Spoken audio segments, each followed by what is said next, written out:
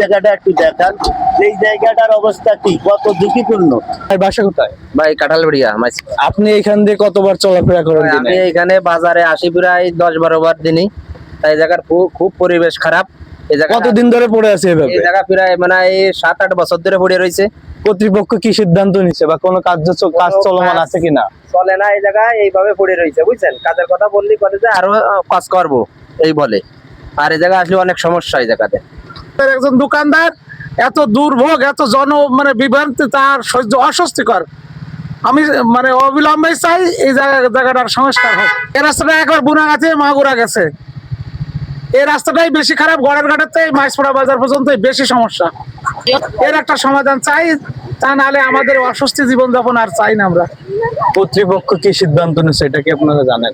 না, আমি তো এটা জানি রাস্তার না। কি কোনো কাজ চলমান আছে? যে চলমান আছে 2 বছর ধরে পড়ে আছে, একটু খোঁজে আবার খানিক বন্ধ করে রাখে, এভাবেই মানুষের মানে দুর্ভোগ ভোগতে হচ্ছে। বেশি দুর্ভোগ কখন হয়? বৃষ্টিতে?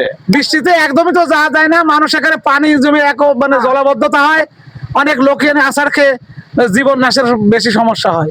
আমি যে রাস্তাটিতে দাঁড়িয়ে আছি এটা নড়াইল জেলার মাইজপাড়াতে অবস্থিত। এই রাস্তাটা একদম চলে গেছে আপনার বুনাগাতি শালিকা মাগুরা রোড। এই একটাই রাস্তা মাইজপাড়া থেকে বুনাগাতি বা শালিকা মাগুরা যাওয়ার জন্য। তো দীর্ঘ 2 বছর ধরে রাস্তাটা এই অবস্থায় পড়ে আছে। কাজ চলমান, কাজ করতেছে, জনগণ দেখতেছে, বাট কাজটা এখনো পর্যন্ত সম্পূর্ণ হয়নি। এবং সবচেয়ে বড় সমস্যা হচ্ছে এখানে যখন বৃষ্টি নামে তখন মানুষের দুর্ভোগটা বেড়ে যায়।